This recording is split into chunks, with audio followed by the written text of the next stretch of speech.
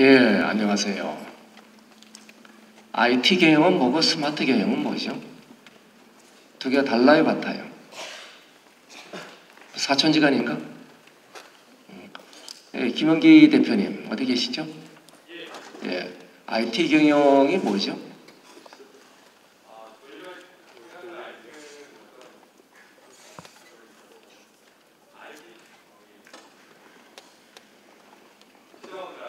예, 오늘 우리가 이제 얘기하고 싶은 것은 여러분들에게 답을 주는 것이 아니고 화두를 던지는 겁니다.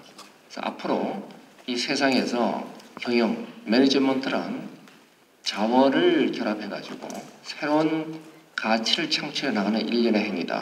그 자원 중에 이제 중요한 자원이 토지, 자본 이런 것보다 IT란 새로운 자원이 중요한데 그중 이제 스마트란 자원이 중요해집니다. 그래서 스마트 경영에 대해서 얘기를 드리면은 제가 오늘 드리는 얘기는 거의 다 문제들입니다.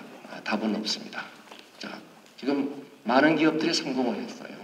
이 성공한 많은 기업들이 계속 성공하면 좋겠죠? 그런데 문제는 많은 기업들이 실패를 합니다.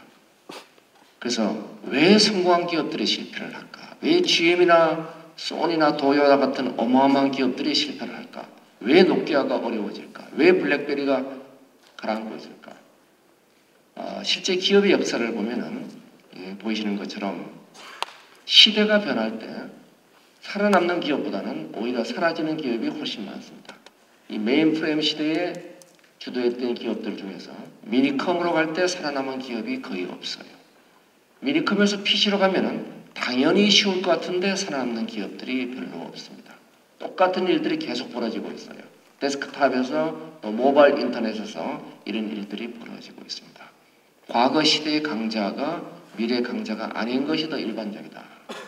그러면 여기서 답이 이겁니다. 환경이 변할 때 우리가 혁신하지 않으면 죽는다는 거죠. 그래서 혁신이란 단어가 이제 언제보다 더 중요해집니다. 혁신은 도전을 해야지 만들어지고 도전의 결과 창조가 되는데 그 바탕이 되는 게 열정이죠. 그리고 혁신에서 만들어지는 게 기술 발명. 이런 혁신을 우리가 회사 내에 혁신을 하는 부분도 있고 또 요즘은 사내 혁신을 떠나가지고 외부에서 혁신을 갖고 오죠. 그래서 우리가 그걸 개방형 혁신이라고 얘기하고 이거를 어떻게 관리하느냐 하는 것이 혁신 관리입니다. 그중 가장 핵심이 되는 건 뭐냐면은 실패에 대한 지원 그리고 그걸 뒷받침하는 기업가 정신의 선순환 이런 것들이 우리 IT 경영학회가 추구하는 목표가 아닌가 생각합니다. 자, 그러면은 환경 변화를 우리가 늘 지켜봐야 됩니다. 적어도 경영을 생각하는 사람이라면은 내가 환경에 적응하지 않으면 안 된다. 그러면 계속 우리가 콘트라체프 사이클로 변화하고 있습니다. 자, 그래서 지금 5파를 거쳐서 6파의 혁명, 디지털 정보 혁명에 이은 제6파의 혁명을 우리가 스마트 혁명이라고 명명할 수 있을 겁니다. 자, 이 스마트 혁명 시대에는 뭐가 달라지냐? 어마어마한 게 달라지죠. 우선 스마트 혁명의 제일 큰 특징은 융합입니다. 모든 게 융합에 들어간다. 그래서 학문이 융합하고 산업이 융합하고 기술이 융합을 합니다. 이제는 한 분야의 전문가 가지고는 새로운 시대에 적응하기가 점점 어려워지죠. 시대 요구 역량도 근본적으로 변화를 하고 있습니다. 우리가 60년대를 놓고 봤을 때는 60년대에는 이 전체 우리가 요구되는 역량 중에서 매뉴얼에 있는 우리 어저께 한전 사태가 있었지만 매뉴얼에 있는 대로 행동하는 게 있었습니다. 그 중심이 됐어요. 규정이 중요했죠. 이런 규정 중심에서 점점 어떻게 되냐면 매뉴얼 중심은 떨어져 나가고 급속히 올라가고 있는 게 이겁니다. 런 루틴한 거. 매뉴얼이 없는 건데 그 중에서 런 루틴 하면서 인터랙티브한 부분들이 더욱더 급속히 중요해지고 있어요. 자, 그러면 이러한 시대 변화의 큰 흐름은 한마디로 이렇게 얘기할 수가 있죠. 과거에 여기 아주 굉장히 빠른 엄청나게 빠른 스포츠카가 있습니다. 이게 산업경제의 그림이에요. 굉장히 빨리 달립니다. Very fast. 어디서? 스트레이트 로드에서. 그렇지만 앞으로 우리가 필요한 자동차는 뭐냐면은 그렇게 빠르지 않아도 좋아요. less fast. 그렇지만 뭐냐면은 퀵 턴을 할 수, 샤프 턴을 할 수 있고 퀵 디셀레이션을 할 수 있는 이런 것들이 필요하죠. 다시 말해서 이피션시보다는 에이자일이 유연성이 이제 우리가 필요한 시대들이 되고 있는 거죠. 자, 이건 그런 유연성에 가장 잘 되어가고 있는 애플의 비즈니스 모델을 그림을 그려본 겁니다. 자, 애플의 비즈니스 모델을 보면은 디바이스로 놓고 봐가지고는 아이포드에서 시작해서 아이폰, 아이패드, iTV, 맥 PC 이렇게 올라가고 또한 애플리케이션 카테고리를 보면은 워크, 런, 라이프, 플레이 이렇게 2x2 매트릭스로 그려가지고 각각의 자기들이 제공할 서비스의 플랫폼들이 그려져 있습니다. 이것이 애플이 추구하는 비즈니스 모델입니다. 우리가 이 중 한 분야를 보고 그 애플 전체를 봤다고 생각해서는 안 되겠죠. 자, 그러면은 이러한 환경 속에서 우리가 만들어가야 될 스마트 경제는 어떤 모습이 될 것인가 보겠습니다. 이 스마트 경제의 핵심적인 것은 집단 생명이 나타난다는 게 제일 중요한 핵심입니다. 그런 집단 생명이 나타나는 이유는 뭐냐면은 스마트폰이라는 새로운 커넥티비티를 만드는 통신기기와 소셜이라는 엄청난 상호작용이 만들어내는 결과입니다. 그걸로 인해 가지고 인류가 지금까지 개별 인류에서 집단 인류로 바뀌게 되는 현상을 가져오게 되는 거죠. 그래서 이런 스마트 경제를 분야별로 나눠보면은 현대경제연구소는 이렇게 나눠봤습니다. 경제 산업의 범위, 기업 경영의 범위, 사회 문화의 범위, 정치의 범위, 기술의 범위. 물론 이것도 화두에 지나지 않습니다. 정답은 아닙니다. 이제는 모든 게 논의의 시작에 와 있는 부분이라고 보시면 될 겁니다. 그래서 여러분들은 지금 이 중에서 기업 경영에 어떤 영향들이 미칠 수 있을 것이냐 이런 문제를 보고 있죠. 우리 한번 짚어볼까요? 개방성이 중요해집니다. 그리고 스마트 마케팅 환경이 중요해집니다. 특히 이제 소셜 마케팅이 이제 중요한 키를 차지하게 되죠. 그 다음에 소비가 스마트하게 움직여 나갑니다. 업무 환경이 스마트화되고 기업 내의 기업, 그래서 사내 기업가 정신이 이제 커다란 이슈로 등장을 하게 되어 있죠. 자, 이와 같은 스마트 경영을 보면 기업 환경에서 보면은 모바일 오피스, 모바일 워크스, 모바일 프로덕트들이 나오죠. 여기 바이 사이드에 필요한 부분들, 셀 사이드에 필요한 부분들, 거기 우리가 여러 가지 액티비티들이 있습니다. 이런 모바일 경영에 관한 서적은 이미 논문이나 서적으로 몇 개 나와 있는 게 있으니까 참고하도록 하고 제가 그림만 보여드리는 겁니다. 이건 포스코의 예입니다. 포스코에서는 이 스마트 워크를 위해 가지고 이동 중 업무 처리, 실시간 협업, 위치 기반 추적, 현장 설비 관리, 실물 자재 관리, 실시간 생산 관리 이런 것들을 스마트 기반으로 하고 있다. 자, 이런 참고의 예를 제가 몇 가지 제공을 해드리겠습니다.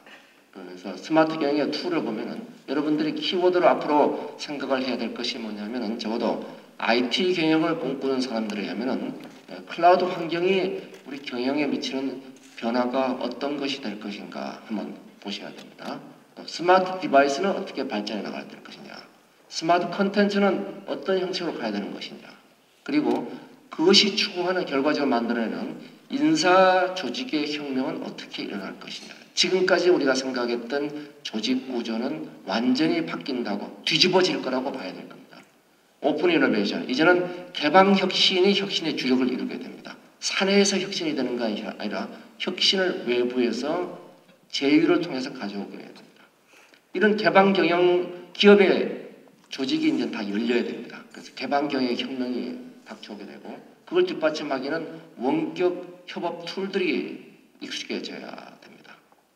그리고 결국 이래가지고 우리가 가져가는 새로운 세상의 웹은 개인을 중심으로 들어가는 오픈 웹 3.0의 시대로 가고 여기 소셜 네트워크가 활용되고 예를 들어서 기술적으로는 NFC 같은 새로운 기술들이 수없이 들어오게 되죠.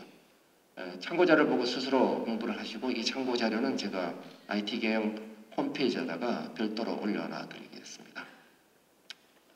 자, 오늘의 메인 주제를 제가 말씀드리겠습니다. 이 스마트 경영에 대한 앞으로 목표에 대한 화두를 말씀을 드리죠.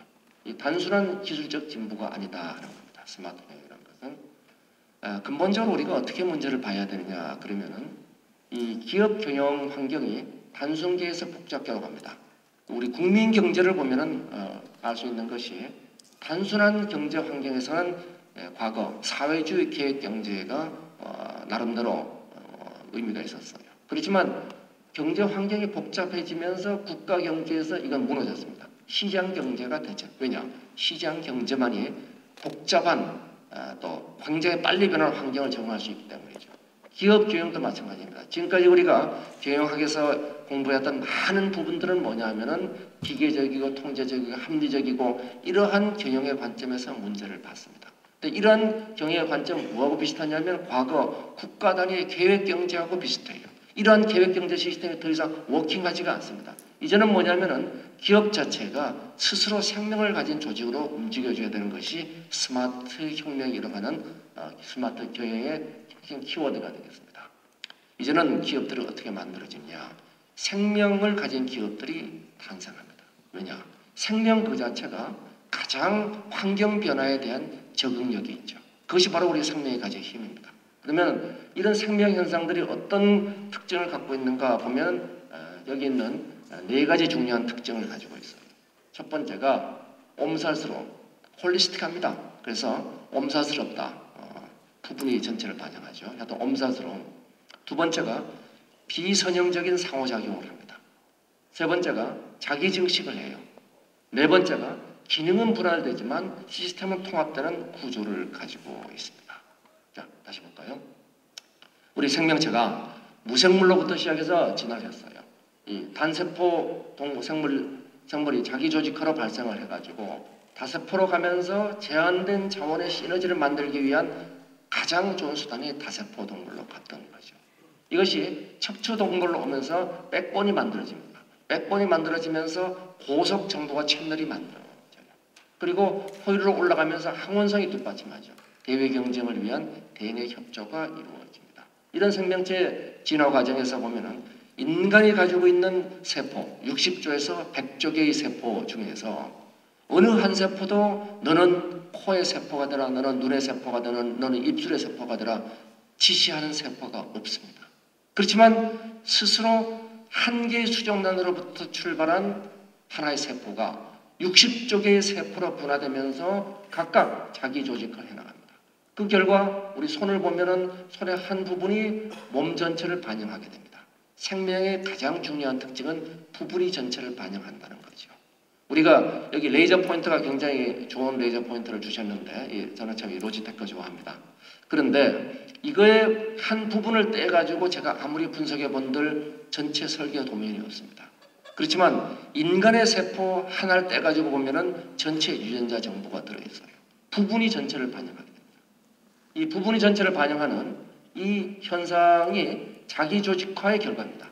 앞으로는 우리가 만들어내는 많은 새로운 기업들은 이와 같은 자기 조직화하면서 부분이 전체를 반영하는 이런 구조를 가게 됩니다. 이러한 구조의 정보가 각 부문에 들어있으면서 전체 경영이 굉장히 효율적으로 움직일 수가 있습니다.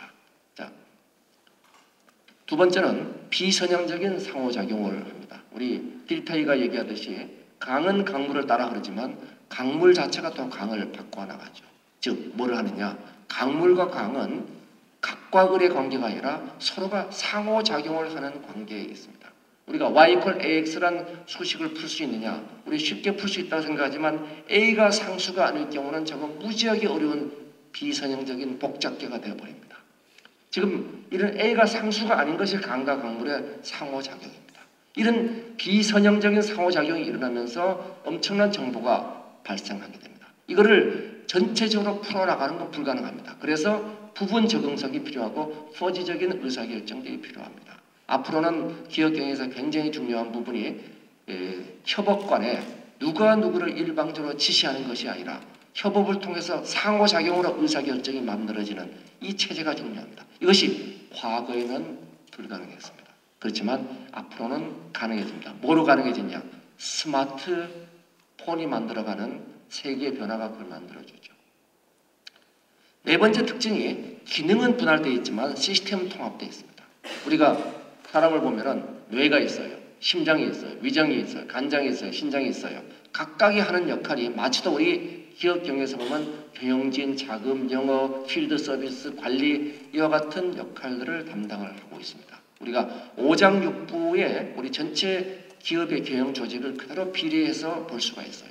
이렇게 기능이 분할되어 있지만 전체 신경계와 순환계 이런 시스템 프로세스는 통합이 되어 있습니다. 그래서 미래에도 기능 구성이 필요합니다. 우리가 음양오행을 가지고 기업을 분석해봐도 아주 많은 부분에 대한 인투이션을 얻을 수가 있는데 이런 프랙탈적 구조, 부분이 전체를 반영하면서 전체가 다시 통합되어 나가는 일련의 과정들이 미래의 기업들, 생명을 가진 기업들이 만들어 나가는 과정이 될 것이다. 이렇게 보고 있습니다. 자, 이러한 생명 기업들은 어떻게 성장하느냐? 생명 기업의 성장은 생명체 성장하고 동일한 성장 과정을 밟아갈 것이다. 어떻게 밟아갈 것이냐? 자식을 낳으면서 성장해 나갈 것이다. 그러면 자식 낳는 과정이 몇 가지가 있죠. 무성생식이 있습니다. 유성생식이 있어요. 그래서 무성생식은 스핀아웃을 무성생식이라고 부를 수가 있습니다. 전부 다 우리 회사 내에 있는 게 떨어져 나가는 거죠. 또 하나가 유성생식은 조인트 벤처를 만드는 일들이 유성생식에 해당이 됩니다. 이 전체를 거쳐가지고 전체 시너지가 만들고 유전자 코드가 전사가 되어 나갑니다. 이 모기업이 갖고 있는 각종 기업 문화 같은 것이 전사되는 과정을 갖게 되죠. 자, 그러면 이제 이러한 생명 기업이 미래에 주축이 되면서 소셜 기업이 탄생을 하게 됩니다. 이 소셜 기업들의 탄생을 보겠습니다. 요즘 우리가 흔히 소셜 커머스, 소셜 미디어, 뭐 소셜 러닝, 소셜 멘토링, 소셜이 안 들어가면 안 돼요. 근데 이 우연한 일이 아니고 이러한 소셜이 확대되는 이유가 뭐냐면은 기업 자체가 소셜화하기 때문입니다. 여기 개미 한 마리가 있어요. 앞만 봐도 이 개미 굉장히 멍청해 보입니다. 이 멍청해 보이는 개미가 하는 일을 보면은 개미 무덤하고 쓰레기장은 개미집에서 정반대의 위치에 존재하고 있습니다. 개미는 농경 문화를 가지고 있어요.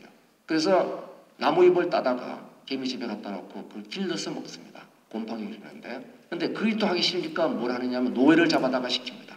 근데 이런 일련의 일들이 과연 개미 요 한 마리의 지능이냐? 아무리 봐도 이 한 마리의 지능에서 나오지 않습니다. 뭐냐? 개미 집단의 지능이라는 겁니다. 그것이 바로 네트워크 지능이에요. 집단 지능은 개체 지능보다 차원이 한 차례 높죠. 그래서 인간이 지금 이와 같은 똑같은 변화의 과정을 겪고 있습니다. 이 초생명이라고 얘기하는 것이 개미 집단의 초생명입니다. 한 마리 한 마리의 개미가 생명이지만 그 개미를 보면 어떤 개미는 위의 역할하고 어떤 개미는 생식 역할하고 이게 이제 여왕개미죠. 어떤 개미는 입의 역할하고 어떤 개미는 간장의 역할을 합니다. 그러면서 개미 전체가 하나의 생명처럼 움직여 나갑니다. 인간이 이제는 스마트폰을 아바타로 삼아서 인간 한 명 한 명이 과거에 우리가 생각하던 슈퍼맨이 되어나갑니다. 우리가 슈퍼맨 그러면 여기 원격 투시 능력이 있고 백과사전에 있는 지식을 모두 알고 이런 것들 우리 스마트폰 결합하면 다 알고 있습니다. 백과사전 여러분들 1분 안에 검색을 해볼 수가 있어요. 그래서 이 전체가 다시 모인 사람들이 집단 생명을 이루면서 집단 지능을 만들어가죠. 여기 관해서 제가 쓴 책이 이 책입니다. 자, 인류는 스마트폰 아바타와 더불어서 사이보그로서 진화하고 이 사이보그가 다시 창발적 이들 전체가 뭐냐면은 마치도 개미들이 모여서 새로운 개미 집단을 만들듯이 창발적인 집단 생명으로 진화를 시작하고 있는 거죠. 이것을 뒷받침하는 과학이 바라바시 등이 창시한 네트워크 과학입니다. 네트워크 과학을 보면은 뇌 구조는 도시의 구조하고 비슷하고 개미 집단의 구조를 보면 인터넷 구조하고 매우 흡사합니다. 여기서부터 우리가 많은 걸 배울 수가 있죠. 이런 새로운 시대에는 우리가 집단 생명으로서 나타난 첫 번째 형상이 인간의 머리가 뇌가 합쳐지게 됩니다. 집단 창조성이 만들어집니다. 한 사람의 머릿속에만 우리가 뇌가 존재하고 있다. 생각이 존재하고 있다. 하는 생각을 이제는 떠나야 됩니다. 우리의 생각은 주변에 있는 사람들의 생각과 상호작용을 하면서 만들어집니다. 우리의 생각 그 자체가 뭐냐면 우리 뇌 속에 있는 뉴런들의 네트워크의 결합입니다. 똑같은 일들이 왜 뇌 속만 이루어지냐? 바깥하고 이루어질 수 있습니다. 이 뇌 속에서 이루어지는 결합은 강한 결합이에요. 많은 경우 창조성은 이런 강한 결합보다는 약한 결합에서 만들어집니다. 그래서 링크드인입니다. 관계가 능력입니다. 그리고 개인이 확대됩니다. 그리고 우리가 생각하는 소유, 내가 갖고 있는 소유에서 공유의 시대로 넘어가게 되죠. 그렇지만 이 공유란 것이 집단 생명이란 것이 잘못해서 집단화, 우리가 파시즘 같은 이런 현상은 완전히 다른 겁니다. 거기서는 누군가가 지배하는 사람이 있습니다. 여기서는 모든 사람이 주인이 됩니다. 그래서 소유에서 공유로 가면은 갈등이 협력으로 바뀌게 되죠. 자, 집단지능의 5원칙을 설명하고 마무리를 하도록 하겠습니다. 자, 집단지능은 기본적으로 스티브 존슨이라는 사람이 주장한 거죠. 다수의 원리, 우선 사람이 쪽수가 많아야 돼요. 두 번째가 단순해야 됩니다. 복잡하면은 개인이 복잡하면 집단지능이 안 나옵니다. 잔머리 굴리면 안 나오게 돼 있어요. 그리고 이것이 일사불란하면 안 됩니다. 랜덤한 상호작용을 해야 된다. 그리고 신호가 패턴화돼야 된다. 상호교류를 해야 된다. 이 다수의 원리라는 이런 거예요. 개미 집단의 숫자가 몇백일 때는 전혀 그 집단지능이 나타나지 않습니다. 몇 만이 됐고 몇십만이 돼야지 나타납니다. 즉 티핑 포인트, 일정 규모에 달하면 양의 질로 변하게 됩니다. 그 진화가 변화하는 핵심에 있는 게 뭐냐면 네트워크의 링크하고 노드의 숫자입니다. 노드의 숫자에 비해서 링크의 숫자는 제곱 이상의 비례에 올라가죠. 그래서 쪽수가 많아지면 뭐가 많아지냐? 링크가 많아집니다. 그래서 호박벌의 경우는 호박벌은 집단이 수백 마리에 지나지 않아요. 여기서는 집단 창발성, 집단 진행이 나타나지는 않습니다. 이 모바일은 뭐냐면은 이 인계량을 축소하고 있습니다.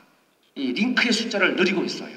과거에는 우리가 1대1 커뮤니케이션을 하는데 그것도 음성으로 했어요. 그것이 그 다음에 SNS가 들어서면서 1대 N이 되고 이제는 N-대-N 통신으로 들어가죠. 그러면서 개방기업이 인기량을 축소하고 있습니다. 내가 이러한 집단 창발성을 만들어내는데 필요한 쪽수를 내 회사에는 사람이 2명밖에 없지만 바깥에 연결된 수만 명하고 연결되어 있어요. 이 개방기업 자체가 1인 기업이 뭐냐면 이와 같은 집단 창발성을 만들어낼 수 있습니다. 그래서 작은 1인 기업도 수많은 가치사슬에 연결되어 있죠. 그 IT 경영, 스마트 경영의 핵심은 뭐냐면 외부하고 열린 경영으로 생명 기업을 만들어가야 된다는 겁니다. 단순성의 예를 보면은 이 기러기 떼를 보면 기러기 떼가 기가 막히게 날아다닙니다. 근데 걔들이 머리가 좋고 누가 지시하는 사람이 있는 게 아니에요. 딱 세 가지입니다. 충돌 방지해라, 속도 방향 동기화시켜라, 그리고 떨어지지 말아라. 이 세 가지 원칙을 지키면은 기러기 떼 모양을 그대로 컴퓨터 시뮬레이션을 할 수가 있어요. 아주 단순한 원리 가지고 전체를 이끌어갑니다. 똑같은 것이 초량 기업들은 뭐냐면 내부에 복잡한 규정보다는 단순한 가치를 만들어가고 그것이 샘 월트나 잭 웰치가 만든 무량 기업, 초량 기업들의 특징이 됩니다. 아주 단순한 가치를 가지고 전체를 이끌어갑니다. 그러면서 랜덤한 상호작용을 촉진해요. 일사불란한 조직이 어떻게 되느냐? 일사불란한 조직은 유기적 생명이 없는 거죠. 통제는 기계적 조직화 문제입니다. 권한의 이용이 조직의 창발성을 촉진시키게 되죠. 개미사회의 지도자였고 우리 인간 몸의 그 전체 분화를 촉진시켜주는 마스터 셀이 없습니다. 분권화된 조직 내 랜덤한 상호작용이 바로 뭐를 만든 유기적 생명 조직을 만들죠. 9.11 테러 이후에 미국이 빨리 회복합니다. 뭐냐? 랜덤한 상호작용이죠. 그래서 권한이양에 대한 피터 드러커의 말은 권한이양 후 비효율적인 업무가 추진되더라도 회사의 존립과 윤리적 문제가 없는 한은 내버려두라. 자, 신호의 패턴과 상호교류는 소통이 중요합니다. 인터넷의 힘은 컨텐츠가 아니고 연결 그 자체입니다. 연결 그 자체고 나인엑스라는 회사가 이 소통을 하는 데 있어서 이상한 소통들이 막 자기들 조직 내부에서 이루어져요. 이거 잘못됐다고 전부 다 공식화시켰더니 어떻게 되느냐? 혁신이 떨어집니다. 이 비공식적인 모임 이런 것들이 오늘 이런 모임들이 대단히 중요하죠.